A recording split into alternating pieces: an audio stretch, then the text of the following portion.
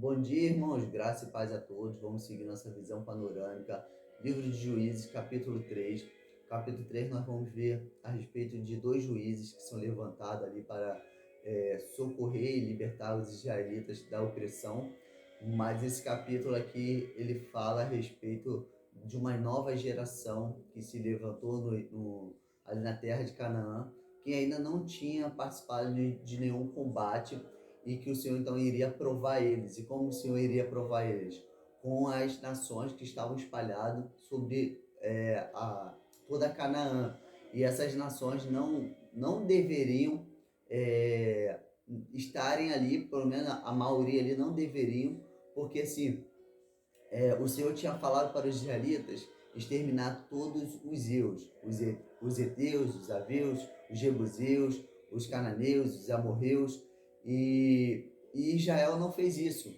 Mas o Senhor também havia falado que o Senhor iria conquistar aos poucos, não iria exterminar eles de uma vez, para que a terra não ficasse vazia e não houvesse quem pudesse habitar na terra.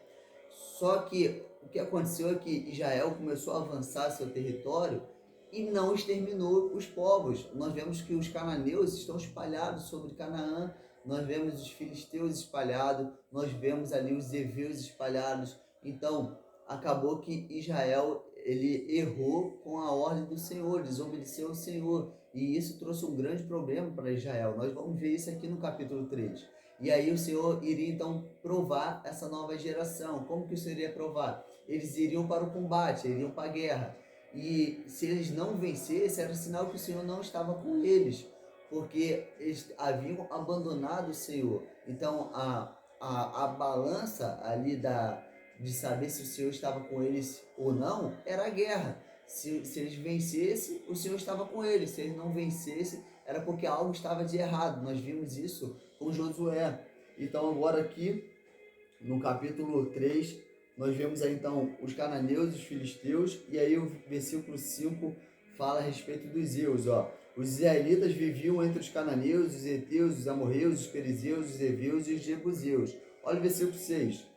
Tomaram as filhas deles por mulheres e deram suas filhas em casamento aos filhos deles, e cultuavam os seus deuses. Irmãos, esse é o pecado de Israel, esse é o pecado do rei Salomão.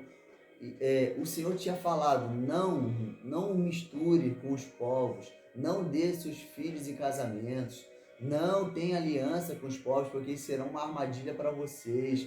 Só que Israel não obedeceu ao Senhor e foi lá e casaram com os povos. E esses casamentos trouxeram a idolatria. Eles abandonaram o Deus verdadeiro pelo Deus falso. Eles viveram a cultura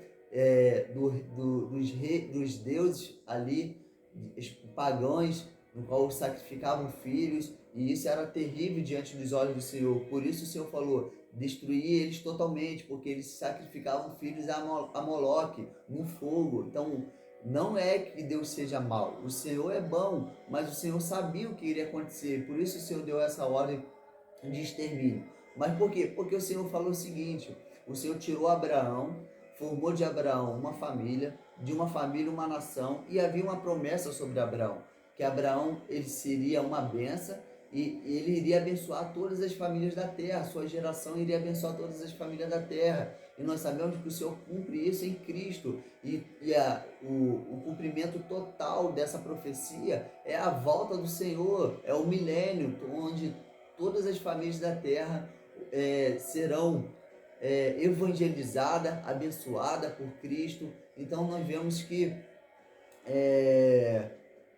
então que Israel nunca entendeu isso, que o Senhor o chamou para ser um povo exclusivo, mas ser exclusivo não significa que o Senhor não queria amar os outros povos.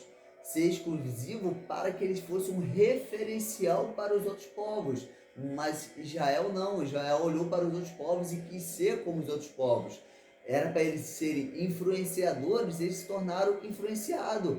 Era para eles serem exemplo para as outras nações, eles fizeram com que as outras nações fossem exemplo para eles. Então eles não entenderam nada. Tipo assim, eles estavam obscuros em seus corações duros, sabe? Seus corações de pedra. Por isso que o Senhor fala que o Senhor nos dará um coração de carne, porque sem um coração de carne, um coração vivo, um espírito inclinado ao Senhor, a gente não consegue enxergar a grandeza do Senhor. Embora eles vissem, eles não conseguiram compreender a dimensão daquilo que eles estavam vendo. Embora eles ouvissem, eles não conseguiam compreender a dimensão daquilo que eles estavam vendo. E isso é um coração duro. E aí, irmãos, depois nós vemos o seguinte: então eles não vencem a guerra, são oprimidos. Olha, versículo 7. Os israelitas fizeram o que era mal aos olhos do Senhor, esquecendo-se do Senhor, seu Deus, e cultuaram os Balaíns e Azerá. A ira do Senhor se acendeu contra Israel e ele os entregou nas mãos do rei da Mesopotâmia. E os israelitas serviram ao rei durante 8 anos. 8 anos os israelitas foram oprimidos com o rei da Mesopotâmia. E aí eles clamaram ao Senhor, e o Senhor ouviu o clamor deles, não um clamor de amor, não um clamor de desejo da presença do Senhor, mas um clamor de socorro. Mas o Senhor, a sua bondade, a sua misericórdia, a sua compaixão, socorreu os israelitas, levantando então um juiz. O primeiro juiz, então, descrito no livro de Juízes, é Otaniel. E quem é Otaniel? Otoniel, ele é o genro de Caleb, Josué capítulo 15. Otoniel se torna então o primeiro juiz a libertar os israelitas no período aqui do livro de Juízes. E aí quando Otoniel vence a guerra, Israel tem uma paz, versículo 11. Então a terra teve sossego durante 40 anos até a morte de Otoniel. O que é isso? Isso é o ciclo de Juízes: pecado, opressão, libertador, aí vem a paz, a morte do libertador, pecado, abandona o Senhor de novo. Israel comete esse ciclo viciante. Eles vivem no pecado, abandonam o Senhor envia uma nação para oprimi-los, aí a nação oprime eles, eles clamam ao Senhor por socorro. O Senhor é misericordioso, compassivo, cheio de compaixão, levanta um libertador, liberta aquele povo vive em paz todo o período da vida do libertador, e aí o libertador morre, o povo volta ao pecado, abandona o Senhor. Então esse é o nosso ciclo, e aqui nós tivemos então, no capítulo 3, dois grandes líderes, que é Otoniel e Eude. Eude, ele também se levanta ali como um juiz, e há uma nova nação, um novo rei que se levanta contra Israel depois da morte de Otoniel e começa a oprimir os israelitas. E Eude então vai até a presença desse rei e ele vai com uma espada escondida. E aí ele fala para o rei que tem algo da parte de Deus para comunicá-lo. E aí quando ele vai sussurrar no ouvido do rei, na presença do rei, quando os guardas não estão presentes, ele mata o rei e foge. E assim ele torna um libertador em Israel. E durante sua vida, tu sabe já o que acontece, a paz, depois que ele morre, Israel volta a cometer todo o pecado contra o Senhor. E é isso, irmãos, então a nossa visão panorâmica do capítulo 3. Espero que tenham gostado, que o Senhor venha nos conceder cada dia mais graça e amor pela palavra dele. Valeu? Fui!